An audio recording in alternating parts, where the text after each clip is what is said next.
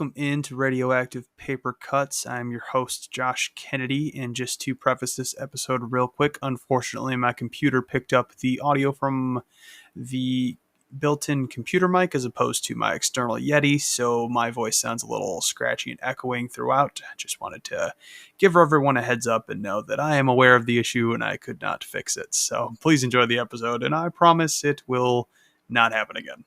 Welcome into the Radioactive Paper Cuts podcast. I'm your host, Josh Kennedy. Today we're going to be covering episodes 5 and 6 of Season 2 of The Witcher over on Netflix. Joining me today is Coach. And Coach, you seem to have a small human in your arms. What's the deal with that?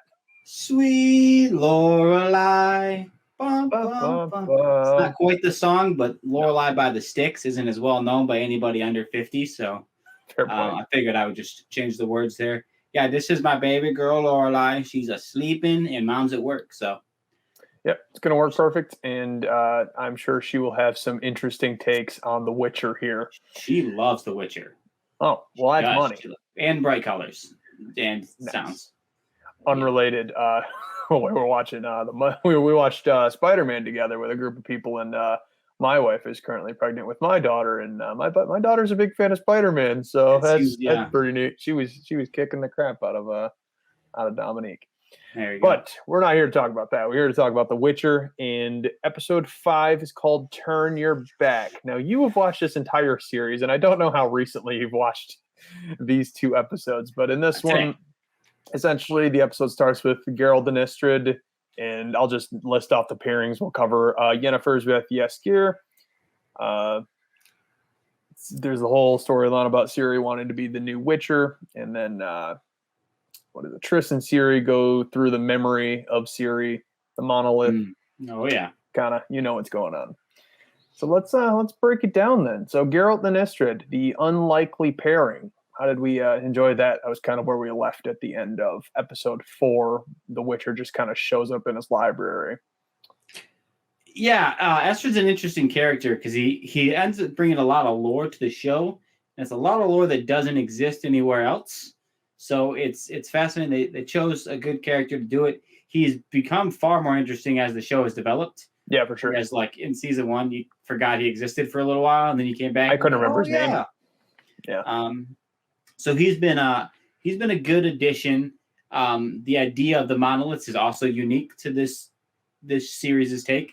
They exist a little bit in the Witcher 2 game, but they're not particularly important. So it's interesting that they're diving so into it so early, and he gets to kind of be the gap of knowledge that explains stuff.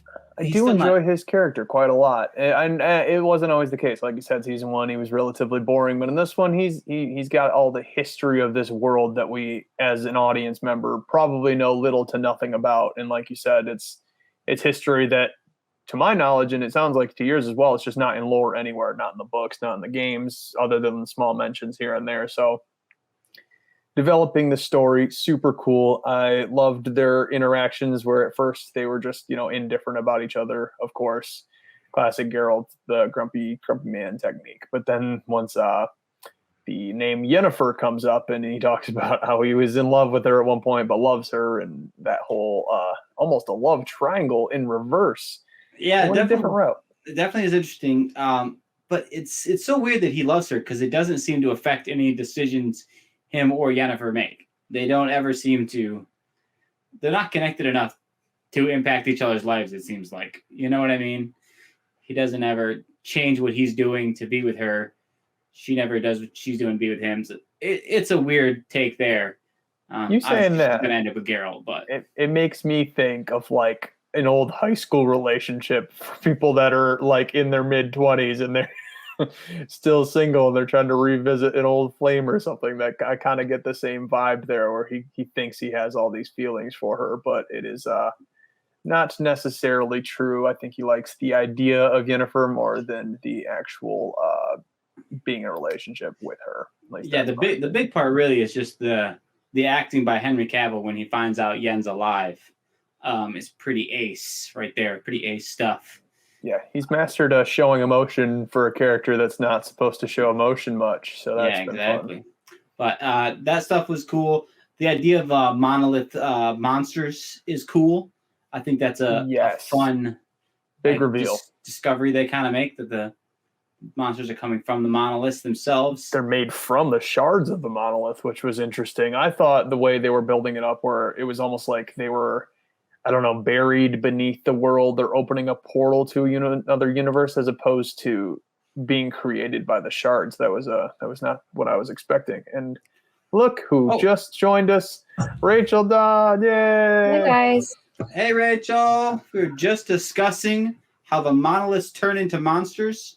To my knowledge, that never happens in any other lore, but they do look similar to the Wild Hunt and from Witcher 3 characters. Do you know anything about where these monsters may be coming from? Or is it completely unique to the show? You can ignore the baby. She's here. She's going to have a good point later, I'm sure. I mean, I believe that it's kind of part of the show's way of, taking its own twist. So it's a combination of what we already know from the Witcher lore and kind of some ideas from the games and from the show. So it's a combination, I think. Does it work? Do we like it? I like it, just for the record. I love it. I think it's awesome. I think it's a really great idea. We just you barely missed the beginning of this. We discussed Istrid a little bit. What are your opinions on his character development throughout this season so far? I'm really glad that we're seeing more of him, and it's showing him more in like a mature way, because I think when we left off season 1, he seemed still pretty heartbroken. So it's nice to see that he's seemed to have mended his wounds a little bit. And, he's carrying forward with a bit more maturity and wanting to do, still pursue his purpose, study monoliths. That's his thing. So. Yeah, no doubt about that. And the pairing with him and Geralt, did you enjoy how kind of awkward that was? And obviously we get, he gets to find out that Yennefer's alive, which is a very touching scene. Yeah, I enjoyed that it was awkward, actually, because, it was man to man, obviously I want Geralt to be with Yennefer and not with Istrid, but so I like that it was tense and it was awkward. It was a good scene. It was good that you put that in there. Yeah, to my knowledge, from what you've both told me, it kind of seems like there's a love triangle between Geralt, Yennefer, and Triss within the games, but they kind of seem to be going at it from a different angle, where instead there's two guys vying over Yennefer, which is a fun little twist on things, I'd say. Yeah, because they shut down the Triss thing hard in episode 3 or 4 or something. It was no chance. Yeah. The only thing that's interesting is they do introduce this idea that Ciri is her voice is what activates the monoliths in a way, which is a fun take on her power. Because her powers are pretty vague in every medium that she's in. So it's interesting that's the connection, is that she is this way of connecting the other spheres back to the world. I don't quite know how they're going to play it through the rest of the way for future seasons and stuff, but it's definitely an interesting take. I like how they're setting it up. I think this is going to be something that's touched on more in season 3. Obviously, you both finished season 2, so you would know better than me. But in season 3, I imagine there's going to be a lot more focus on almost like a multiverse for this kind of universe here, on how, because an important note that they said during this episode is Geralt's assumption is these monsters aren't new. They're just new to us. So it's almost like, I don't know, like a prehistoric type of thing from a different realm that kind of makes their way into the Witcher's proper universe. I think when you get to the end of this season, that will kind of be summed up for you a little bit clearer. Because Geralt, Geralt doesn't say it out loud, but I think that original thought is a little bit changed by the end. So, gotcha. Definitely worth getting to the last episode. Fair enough. And I am so excited because as soon as we're done here, I get to watch the last 2. And then we're going to talk about those. That episode will be out Thursday. So hope all the audience is excited. But that kind of was the end of Geralt and Istrid, kind of their little adventure. Essentially, the monster gets put together. I don't know the name of that one. I believe it was new to this lore, so I don't even know if it has a name yet. But it takes off clearly directing itself toward series, so that's kind of where those two break apart. But we can talk about our pal Yaskir and Yennefer with the boat scene here. So at the end of episode 4, we're left thinking that Yaskir has been bludgeoned with his own flute. What did you call it? Oh, his lute. Yeah. Lute. It's Yeah. definitely not a flute, because that would not be the same thing. But his lute, yes, it was destroyed. Mm-hmm. And you got to tell me what you meant by that reference. The two twin arms. What was it exactly? Did he say? Oh, yeah. When you messaged me, I was like, did you see his guns? The new guns that he brought to the gun show. Because I believe it's the next episode. It's when him and Geralt basically. No, this is the next episode after that. No. Then we'll wait for that. He looks good. Okay. He looks good, fam. He does look like he's in shape, so good for that guy. Yeah. But can we talk about how this song is a banger? Which one? His new Burn. one? Burn, Witcher Burn, but he changed. It was Burn Butcher Burn in the. Yeah, I was trying. The Butcher of Blaviken back to season 1. It was a nice tie-in to season 1. Yeah. Yeah. Good stuff. I love Yaskir. He's so fun. I'm very glad to have him back. It's weird to see the turn. My only problem really with this entire season so far has really just been that's just seeing Yennefer without her powers has not been super fun. It's a little fun to watch her with Yaskir. They have a little bit of a fun little dynamic back and forth, but it's like disappointing to see her personality be a little more meek, which Yaskir hits on, but like that still doesn't mean I have to like it. Well, I mean, it's definitely got something to do with her not having powers. Am I wrong in assuming that? Yeah. So, I mean, if you are like you start out as such a powerful being, and then all of a sudden your powers are stripped away. I mean, I probably wouldn't have as much of a strong opinion on things, at least not one I would vocalize to a bunch of people. But I am super hoping Yennefer gets her powers back, and I believe that's definitely going to be the case. It hasn't been confirmed yet, but right. I mean, it's good for her character development, but that doesn't mean in the meantime I have to enjoy it. That's true. Because I don't. It's a good point. So Yaskir is captured by the fire mage, who I looked up his name. It's Rience. I think that's how you say it. I don't know if his name's super important, but he's an interesting character. He did get Yaskir starts, I guess, torturing him with fire, and Yennefer comes in acting super drunk. Like she's just the wife. The wife of Yaskir. That was essentially what that role was about. So what did you guys think of that little fun scene? Because I enjoyed it thoroughly. Feels pretty Iron Man 3 that she was like clever enough to sustain herself even without her powers, She still is a clever, resourceful person, which is good. It's fun. Yaskir is funny the whole time, even when being tortured, which I liked. Oh no, positive. Pluses from me there. Yeah, I enjoyed the scene. I enjoyed it a lot. I think like definitely along the same lines. Like it shows Yennefer still has her wits about her, and she's still a very strategic, thinking on her feet type of woman. And I think her without her powers is just pushing her to explore a side of herself that she hasn't done before. So I understand what you mean by meek, but I have to disagree. Like, I think she's not meek at all. Like any of us, if we were going to go through like a major physical, body change, that we would be having to adjust to it. And she's trying to rise up to the occasion, trying to rise up to the change. So I think this is one of those pivotal moments where she first really displays like that she's acknowledging the change in herself and that she can kind of be that strong woman that she used to be, just in a different way. Yeah, it's definitely interesting because I spent the whole season just going like, yeah, this is where she's going to cave. This is where she's going to cave and go back to the witch. This is where she's going to, I kept just waiting for it to happen over and over again. The moment where she was just going to accept that she can't do it without powers. But she keeps pushing it off. So, good on her. Yeah, so that whole scene kind of goes down. She does rescue Yaskir. They run away, and then it's the prostitute that kind of seems like she turned Yennefer in to who knows who exactly. That was hilarious. There's a reward for her out right now. Yes, I think it was the Nilfgaards, right? That I think Redania. I don't remember. she's wanted by both sides, which is the fun part. Yeah.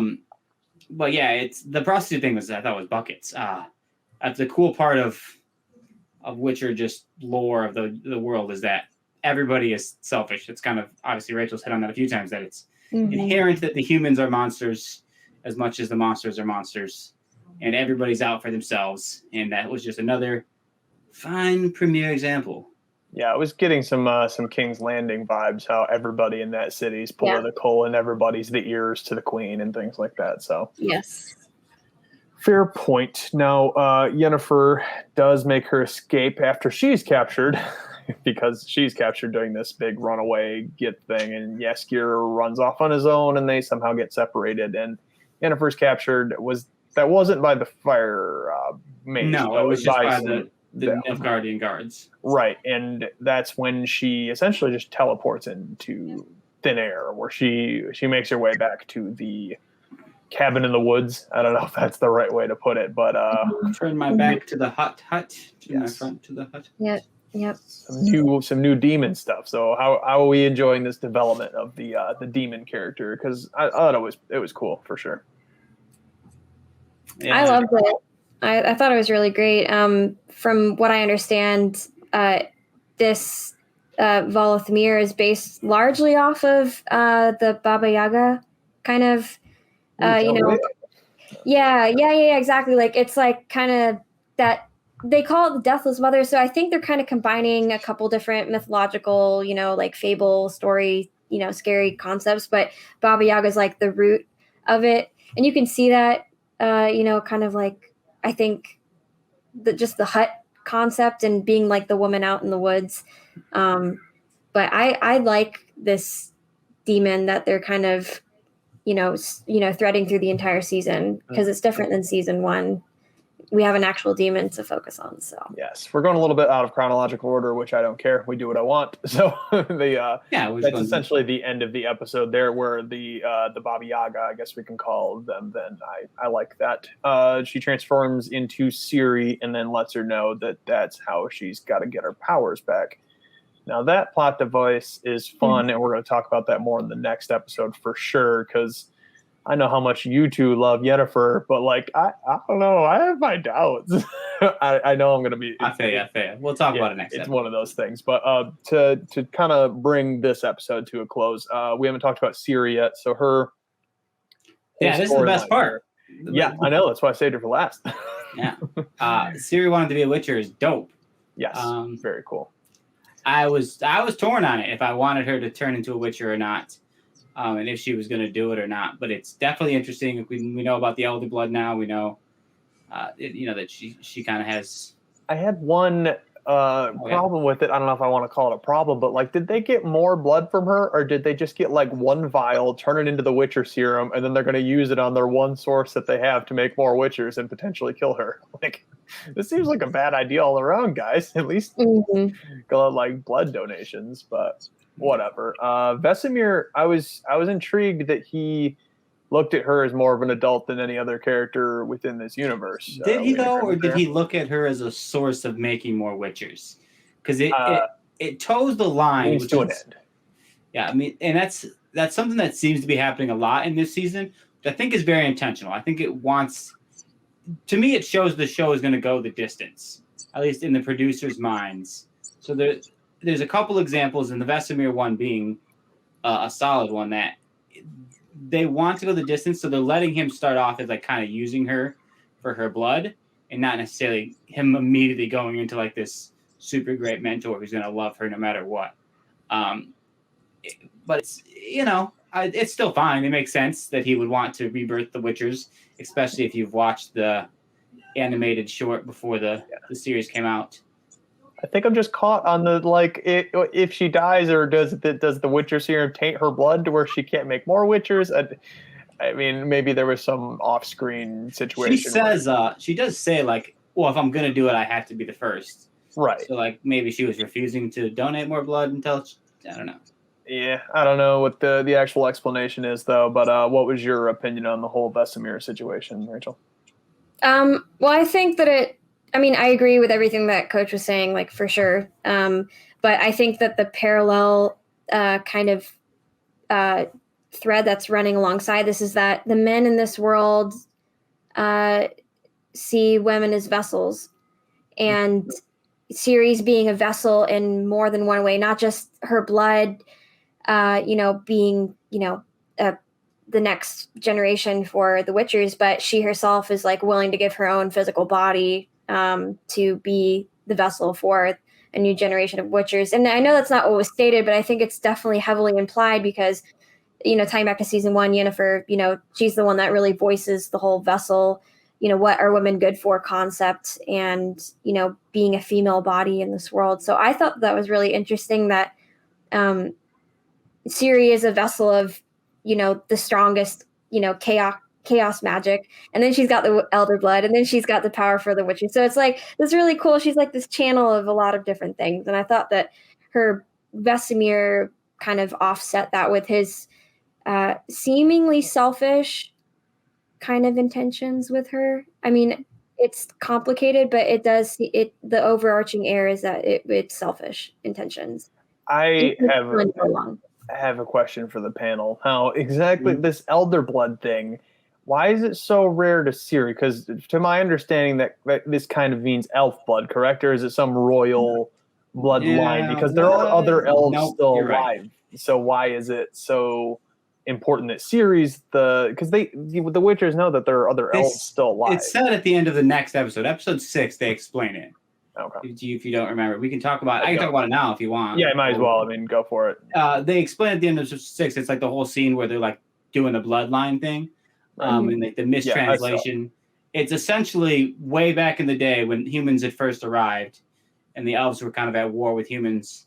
They had created what they thought was they'd created a weapon, but what they had created was a warrior, and that bloodline is the bloodline that is. So that's the only bloodline that can do it. Okay, that makes a lot of sense. Then I do remember seeing that where it showed the little the tree in the book that they had on record in the library, which we can get to that in just a moment here. But another note for this episode, they kind of go into Triss and Ciri. That is, they go through the memory, in quotations, of Ciri. I don't really necessarily know what else that was. It was a confusing scene because it seemed to be a combination of her imagination along with some prophecy type of things, and like she has knowledge about her.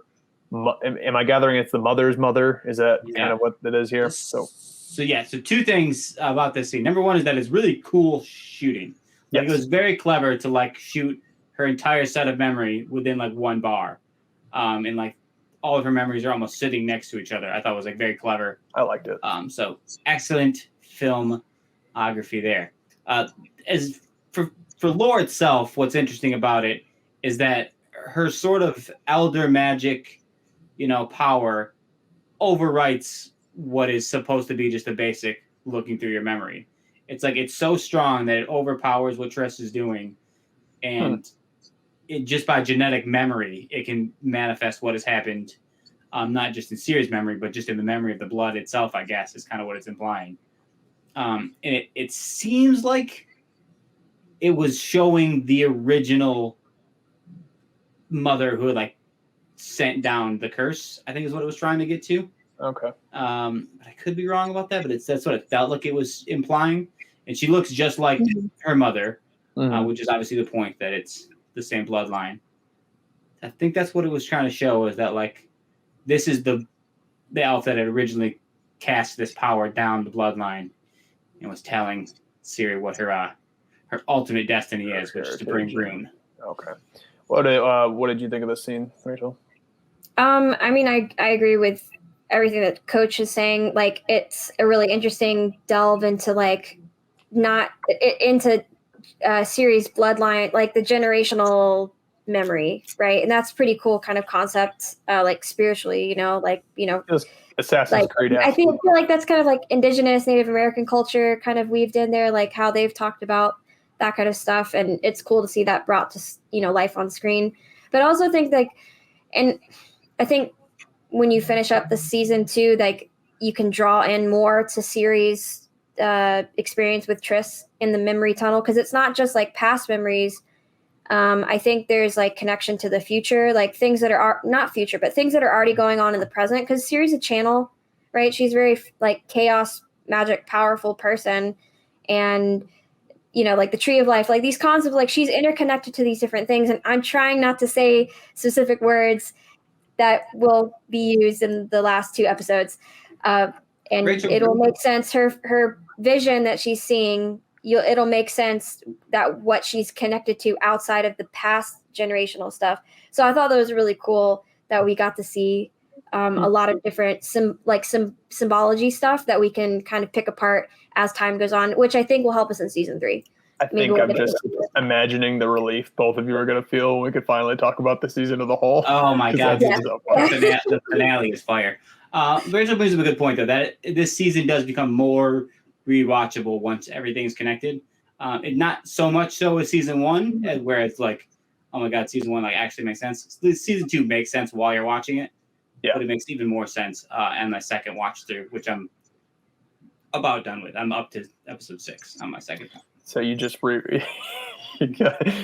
man. I appreciate it. Yeah, so that whole scene was cool. Now Triss kind of seeing her as like a threat, that was kind of interesting. Yes, I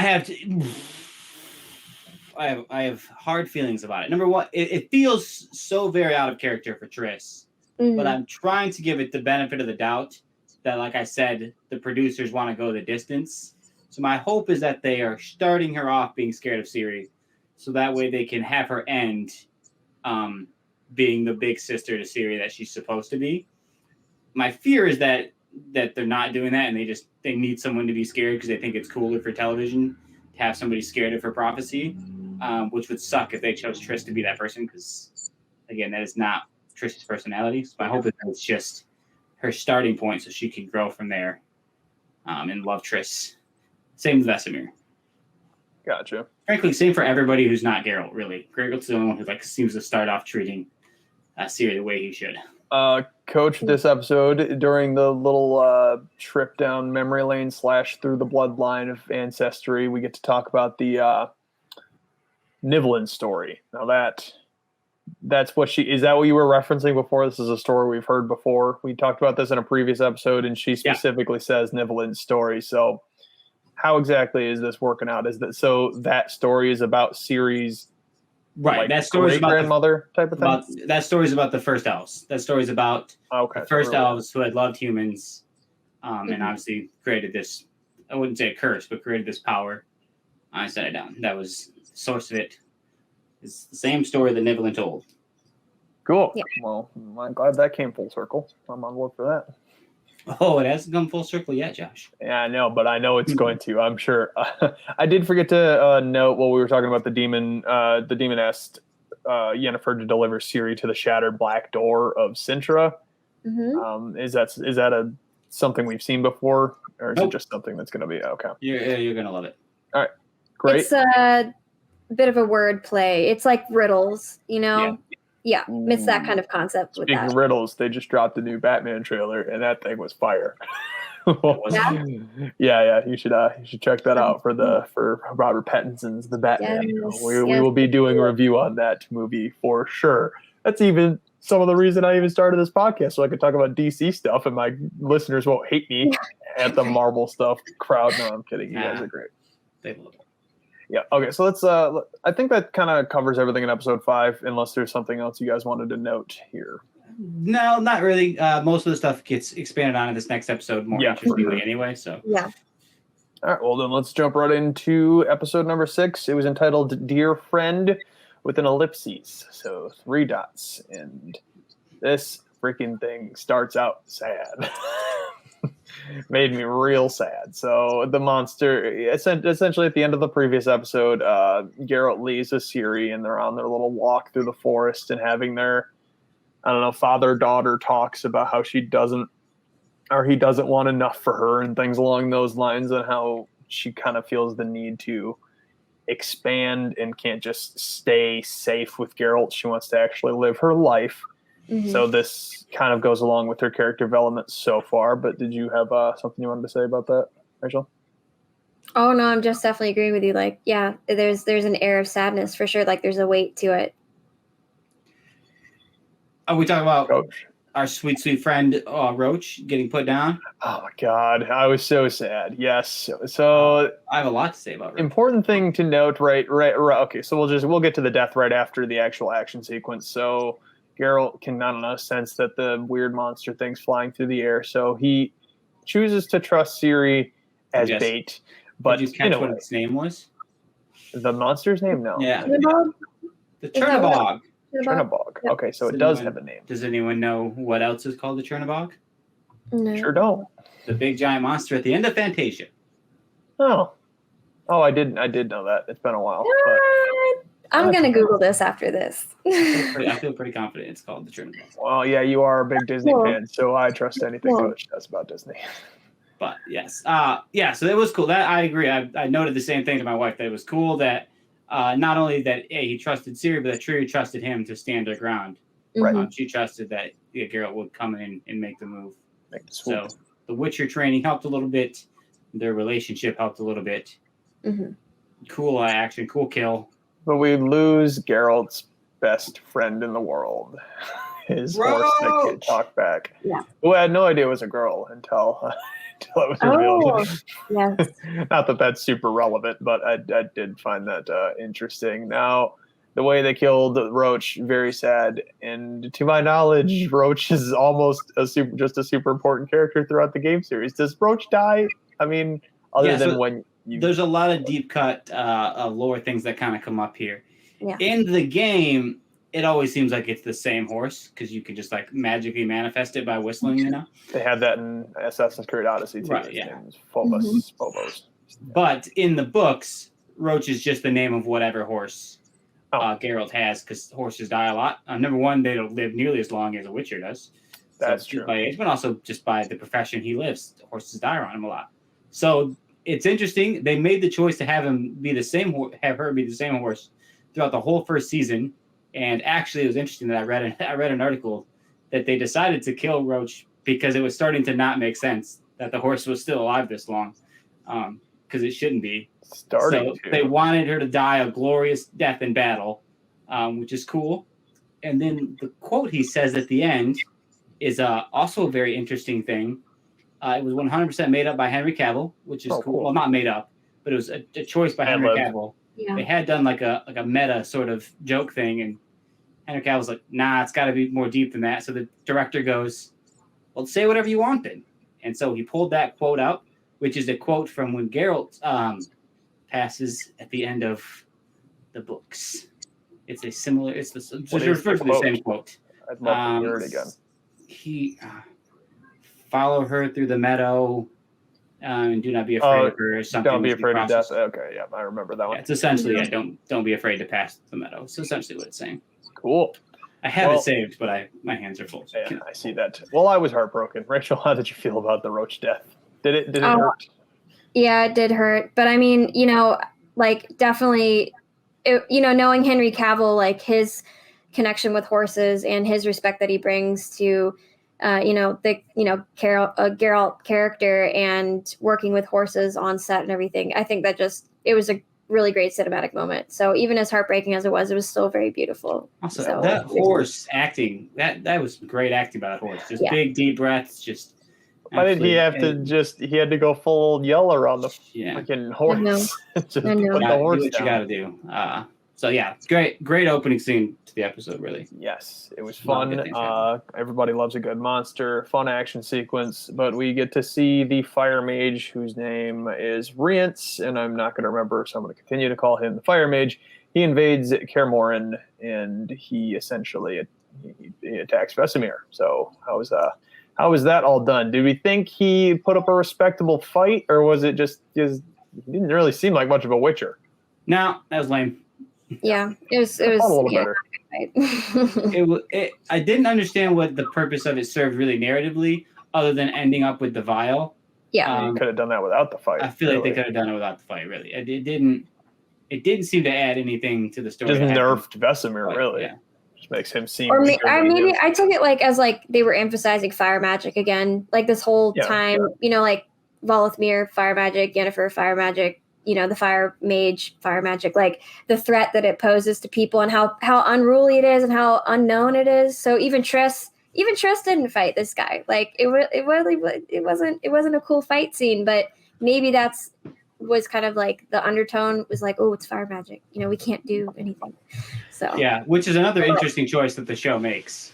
That they just decided to make fire magic this like forbidden sort of magic that preys on the host body. So that was interesting. But yeah, ultimately, that was whatever. But he got the blood vial he wanted, and that continues the story, sort of. Yep. So that kind of solves that. Now, the Black Knight, he stayed on the boat. Obviously, he didn't go with Yennefer, so he's with the elves, and he does make his way to what Centra. is Centra? It is Centra? Okay, thank you. Centra, yeah. Wanted to, because this is new Centra that's now being Centra. housed for the elves. And Francesca is the elf woman, the pregnant lady who does have her child a little bit later. And then Fringilla's the other mage that's kind of in charge over there. Now, their storyline, what do we feel about these two? Because they're definitely intertwined at this point. But Fringilla is the Black Knight? no, all three of them. Yeah. All three Well, of I them, guess really. all three of them. I meant Fringilla and Francesca, but yes, you can also include the Black Knight in it as well. I will say this. This is when the show, I think, really ramps into that like Game of Thrones level. Yep, I literally put Francesca and Fringilla politicking it up in Centra. That's the mad good stuff. That's the stuff that can like let this show carry for 10 seasons. Because as much as we love the Geralt and Ciri stuff, the stuff that drives people to know is like who's going to end up on the thrones and things, and the political backdoors and all that stuff that starts really in this episode. Smart way to do it. They build it slow, and it's very much like having Henry Cavill's essentially like a Jon Snow from Game of Thrones, where the politics aren't as prevalent in his storyline for the most part, but then you jump over to Cersei over in King's Landing and the Lannisters, and then you got Sansa and everything. So very similar to that. And they add another element to that, which is Dara, and he does seem to be the spy for the enemy here. And it seems like you're disappointed in that character. I'm not mad. I'm just disappointed. I'm not disappointed because I take it as both sides suck anyway. It's like you're not spying on the good guys; you're spying on the other bad guys. Like you're on the bad guys' side, spying on the other bad guys. And this episode starts to make that realization. You learn about more, so it's fine. I don't begrudge Dara. I'm disappointed in Dara because it's not. I mean, I agree with you, but I think a little bit further than that, he's spying on his own people, which he's professed that he's the one who basically didn't fight. I mean, he was a child, so you can't really blame him. But there's that. This emphasizes like this growing character trait of his, which is like cowardice. And I think the next couple episodes show that a little bit more, that he's not a strong character. He's not tactical, and he makes a major error. And, to put it not so politely, he fucks things up, and it's his fault. I think that's my opinion. I really do think like the reason why certain things happen later on is because Dara makes a large error because he's a coward. I think that's supposed to be the point of his character. Yep, to be a coward. Maybe he'll end up growing a spine or not, but he certainly doesn't have one yet. Yeah. So that was all good and well, and he got a little, I don't know if you want to call it just a also, Rachel got to say fuck, so I want to say fuck. You can also say fuck. There's no rules. I hadn't thought about it yet. So for the record, I specifically made this as an explicit, so you have the freedom to swear. At it. Just wanted that. That's anyway. That's all for now. Okay, that's all. And all right, let's keep it moving. So Francesca is the pregnant elf lady, and she's, you noted, Cody, that her pregnancy is an important example of the passing of time. Definitely a good point, because at the beginning of, I think, this episode, she's quite a bit smaller, and then by the end of it, obviously she has the baby, and further solidifies her bond with Fringilla, because Fringilla does save the elf baby, the first one. And okay, so I know it's been explained in the show, but can you guys kind of pitch it to me why exactly the elves haven't been able to repopulate themselves? Yeah, first off, don't tell me I can't say fuck in front of my daughter just because she's sleeping. Everybody listening, she's Okay. sleeping. It's fine. I'm just kidding. Yeah, it's interesting. It's just I don't know that it gives like a specific reason why it just keeps not happening, other than just the general owls are getting boned. I don't really know why owls can't repopulate. Well, But it seemed like it was like for a while is because they didn't have a home, but at the same time, I mean, I know, but she travel, you can still have kids. she kept so saying she was having kids that wouldn't come to terms. So there's some sort of mystical reason behind it, that gets broken apparently by the deathless mother.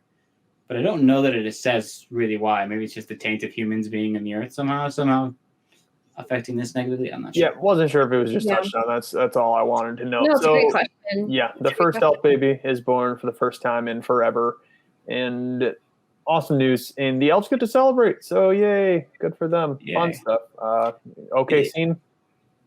Yeah, no, it's good. Like I said, it's a helpful tool for everyone to like realize how long Ciri and Geralt have been out and about, and how long Yennefer's been without her powers, and how long the elves have been moving towards Sintra.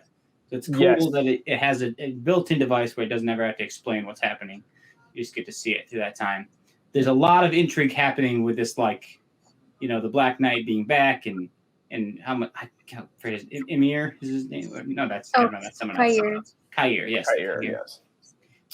His coming back, and the whole like political, like, does he have power? Does Fringilla have the power? And the generals are obviously still Well, who's the hand of the king? Essentially. Kind of is what it comes down to. Mhm. But I forgot to note that Dara, he hears that there's an update on Ciri's location, which is Sodden, which means that you can kind of tell that this is based in a previous time. Obviously, no one's texting each other. Most of the information is either a carrier pigeon or someone on horseback, because or that she hasn't sweet magic owl. right. And yeah, she hasn't been in Sodden for quite some time. So I thought that was definitely worth noting that it's not current information. So she's not necessarily in danger yet. Yes, but information travels slow in these. if you stay somewhere too long, maybe that had something to do with why they didn't stay in Kaer Morhen. I don't know. But important to note. And this episode introduces the temple, which I don't recall the name of. They said it a couple times, but I don't either. I'm just going to call it the temple. And that's where the Witchers kind of went to learn their signs. And the coach thought it was important to bring up the signs. I've got a little graphic for those YouTube listeners. Now, can you two just kind of break these down for me? Because my experience with the signs is essentially just watching Geralt do work throughout the show. Yeah. So the signs, I think all four of the five have been used at some point in the show. Maybe Jurden has been used, and I just don't remember a wing. He never has to say them, but it's implied that he like makes the signs with his fingers, but you never really see that. He kind of just points his fingers out. Right. But they do get to use. They're very cool. We'll talk about some of the ones he gets to use in the battle later, but Igni being the fire, he uses to ignite his sword. They use Quen all the time to like shield themselves. They've used it multiple times, and they'll use it again in this episode. Axie kind of being just the mind control one. That one I don't know if they've used, but I feel like maybe he used it to calm the horse when it was dying or something. I don't. It's definitely possible. I think he used it in season 1, actually, now that I'm really thinking about it. And then R being the most common, the telekinetic blast. It's just cool to know the names, but you don't need to know the names. But every time I see him, I go, ooh, nice. Neat stuff, for sure. It's a branch of the lore that they've got plenty of room to kind of mess with here. So this is where he learned the signs. So he's further pushing forward his confidence in Ciri and her ability, which is pretty cool to see him really invest in the future of her character. Plus, it's just safe and there's no politics there, or at least that's what we're led to believe. Yeah, what the most obvious setup of all time. Dead giveaway. As soon as you go somewhere safe, you're guaranteed to be attacked. The last place you want to go ever is somewhere safe. You should just know that as a human going forward in life. I guess so. I enjoyed the temple scenes. I don't know, Yoda, whatever you want to call the old lady in the temple. She kind of shows Ciri around, gives her a little bit of I mean, the tour, she doesn't really give her the crash course, but they do get some fun scenes, including the lighting of the candles. And Siri kind of gets to embrace being curious again, which is fun because she feels safe. Obviously, we find out she's not, but it was cool to see the character kind of in her element again. Yeah, and I think that going back to the temple was another emphasis again on strong female figures and the relationship that Geralt has with all these strong women in his life. And it was really great to see that part of his foundation. You know, season 1, we saw his strong relationship with his mom, which that is very unfortunate, what happened there. But it's really great to see that he had another strong female figure in his life, you know, as a young person coming into the world, and it provided him a strong foundation for himself. And it's great to see it kind of come full circle with Ciri getting to experience this same woman, because she needs that guidance in her life, you know, the strong female figures and the femininity as she's a young woman coming into the world. So I thought it was really great that they were able to, you know, have also a wonderful actress. She's amazing. So it was great to see, like, you know, Royal Theatre. I think she's Royal Theatre in Britain. Someone with such acting prowess to be able to embody that. So Yoda, I think, is super accurate because she definitely had a different name, but I like the Yoda term better. But we finally get the official union of the trio. How excited were the two of you to finally see a scene with all three of them? I literally just realized that. Yeah, right now. The first time in 2 seasons, that's the first time all three of them have been in a scene together, and I was very happy. I was very bummed, actually. Now I think about it, it kind of sucks that it was under this weird pretense of Yennefer trying to betray them. It sucks that was, but it makes sense. I mean, for the story, but it's kind of a bummer. I'm more excited to see them reconnect once they're. Yeah, and I'm sure they're going to, but since I haven't watched the whole thing, while I'm watching this, I'm like, I don't know. She doesn't know this girl. There's definitely a chance that she would turn her in to get her powers back. And I don't know if that. Yeah, I mean, she did. I mean, right? She does. She goes through that door. She's trying to. Right. She by the end she does. But yeah, it's a cool scene. It's a fun little like connection dots being thrown around. It's a weird spot for Geralt to be in. His childhood destiny versus his love. It's a weird spot to be put in. I loved Ciri almost being a wingman, or at least trying not to be a nuisance to the two, just so they could rekindle that relationship. I appreciated that about her character. And there was even some interesting scenes between the two female leads, which fun stuff. Glad they finally got some scenes together. And then obviously the flirtation between Geralt and Yennefer, all fun stuff to watch. So, Rachel, what was your favorite part of this? I mean, I'm just really smiling. I'm so glad that we're able to talk about this scene in this episode, because I was waiting for it. I love Geralt and Yennefer. And yeah, like the romantic in me was so happy, like their embrace. I wish they, you know, like the romantic in me was like, no, take it a little slower, be a little longer. But, you know, it was cute how like Ciri was the foil to that scene. And yeah, it was, I agree with Coach. Like it is a bummer, like the pretense of like everything happening, but it makes it even more like, you know, juicy, dramatic. It also made it make sense. It's like, what other reason would Yennefer, Geralt, and Ciri really be in the same Destiny place? Works in strange and wonderful ways. So, you know, we're on this wild ride with all of them, and it's great that they came together. And yeah, I really liked how they wrote it, even though, you know, things are strained, obviously. But I thought it was really good. So the Geralt and Yennefer reunion didn't last all that long before more drama was thrown into it. Ciri went off with Yoda, lit some candles, got to kind of live her life a bit, get some interesting stories. So she kind of seemed to let go or put to rest the people she had lost, which is important for the character to finally get to have the opportunity to do that. And I appreciated that, how that was highlighted. And then obviously Geralt and Yennefer got to have their side conversations about, oh, well, you hurt me. Well, you weren't the only one. You weren't alone in your pain, things like that. It's good stuff. Fun rating. Love it. Can we talk about the fight scene yet? Oh, yeah, we're going there right now. That fight scene was so cool. I love the romance, don't get me wrong, but that was one of the coolest fight scenes I've done in this show. The straight up 4v1. I don't even know what those peoples were. The backwoods brothers, whatever the hell you want to call them. Well, it starts with Unimportant.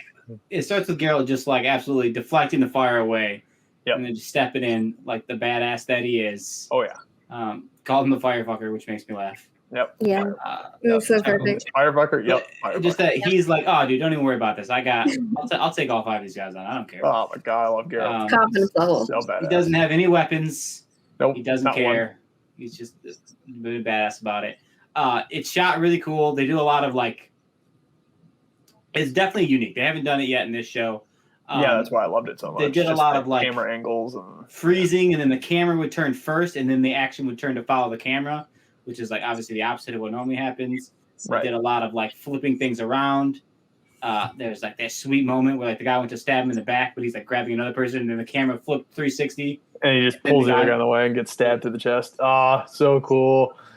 So very cool. We can't talk about this scene without talking about the dopest moment and maybe any fight scene of all time. And that's when he arcs the guy into the air and puts the sword straight up, and the guy falls back down. Oh my god, that was so fun. I was like, ooh, Heath Ledger and the pencil vibes. I love it. Oh my god, that was one of my top 5 favorite kills in all of television history. Right up there with like John Wick and that sweet moment in Game of Thrones where Arya Stark drops the knife. Oh yeah. Mm-hmm. Yep. So, that kill was sick. All 4 of them were sick. That one was clearly the dopest. And while this whole situation's going on, we got Ciri and Yen kind of going in. I don't know if you want to call it a closet or spare room. I don't even know what that room is supposed to be honest with you.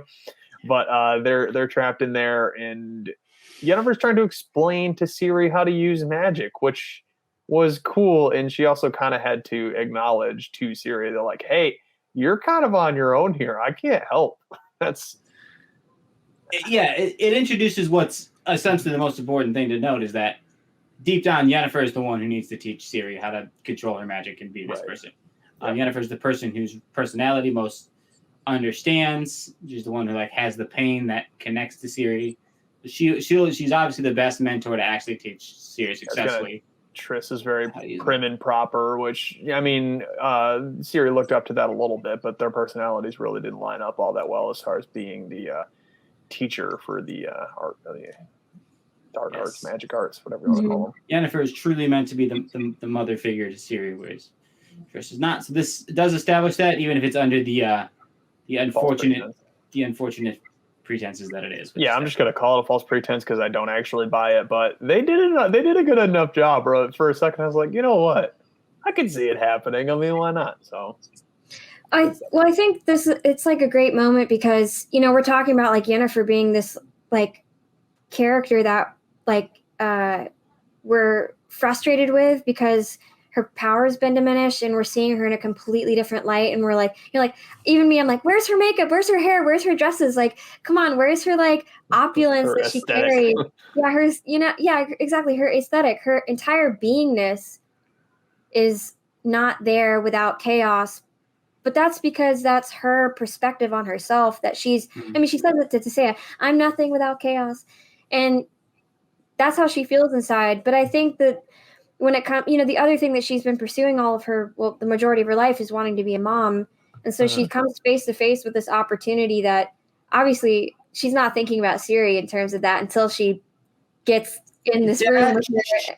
Until the next episode, which we can't talk about.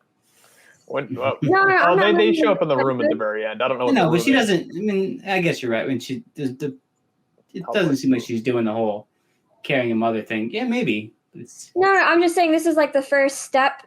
This is her first step into that world where she's actually like, okay, Yennefer, like put your money where your mouth is. Like you say you've wanted to be a mom for so damn long, but do you even know what it means to be a mother? Yep. Do you know what it means to be a parent? Do you know what it means to give a damn about somebody else? Like I sure don't. Daryl has called her on that shit. Like season 1, that was part of the conversation. So Yennefer is, I think, having to take that step with, hey, you totally don't have any control really that you used to have. And Ciri, in this very intense moment where it's life or death, she's having to figure out who she wants to be. she's having to go down that path. This is her first step down that path of who do you want to be now, Yennefer, without your magic. So I think it was cool that she was able to go. Side note, we haven't gotten an update on Tissaia and the Stregoborn situation in a couple episodes here, so I'm excited to see how that whole storyline plays out, if at all. It is cool that we're finally getting the trio of characters united, and then for a side story, for writing's sake, they did talk more about the politics with Francesca and Fringilla. So all good things there. Overall, really enjoyed the union of the three characters, even the pretenses weren't the best. Now, what other couple things did we want to note on here? Anything? Yeah, I mean, again, I'll just reiterate that all the stuff that Trish is going through, Yennefer is going through, is cool and important and going to be impactful for like the growth of her character, and it makes what happens the next 2 episodes even better. But in the meantime, it sucks, and that's okay. Just know that she, you have to imagine in season 3 she'll be back to wearing her fancy dresses and emulating all those things because she will have what she needs. Yes. She's got, so one character I did forget to touch on because they did have a little bit more of a storyline in this episode. We talked about Istrid. Istrid with the library with the weird duo. Now, is this library office thing in the lore, or is it just something they added for convenience in the show? I mean, what's going on here? Yeah, it was just added to be like a source of information. Like I said, it's a long, drawn-out set of scenes, but it essentially just lets us know that Ciri's bloodline goes all the way back to, the Elder Blood weapon thing. So I think there's more importance to that scene. I just the fact that they wrote in 2 new characters that these actors. I am curious if those 2 will be sticking around. We'll see. I think they made them interesting. I think it's important because, like with Dijkstra and the Fire Mage, there's these people that run outside of like the Brotherhood and all these guilds and these rings and these systems of structure. Like there's these people that seem to run outside of that, and it's kind of just it makes the audience beg the question, like, how do Finn and Codringer know this information? Where did they collect all this information? How do people know them? Like what world are they part of? What how are they trained? You're old. Cool. You're old. Also, what's your history? Like they're putting a lot on there not being a random fire in this library. I hope there's something that's holding that back because they have one of a kind things in books and. Rachel says is right. As much as like that, I think she did say Dijkstra. I think Dijkstra is the most interesting addition for people who just want to like really dive in and like understand what's going to be happening in the world. Because like I said, he's kind of his own thing. This idea that I don't remember how much is shown in this episode, so I don't want to start spoiling episode 7 and 8. But his introduction is very cool. You talking about where he throws his introduction is where he throws the weird sword or whatever it was. Yeah, that was a couple of just the fact that he's in it at all is as far as all I know about him, as far as I know, through the 4 episodes that I've watched over the last couple of episodes, he really only had his intro, and it seems like he also communicates with the owl, and that's kind of his importance.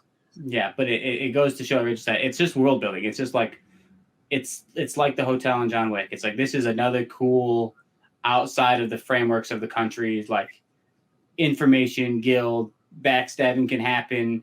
How powerful can someone be who's not a royal?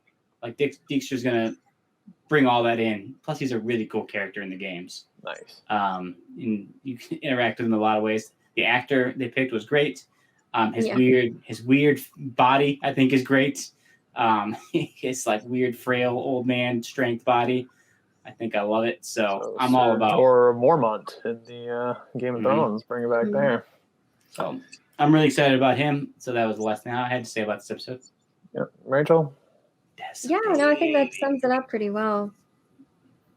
I think so too. Lorelai seems to be waking up from her nap. Watching, come look at the baby.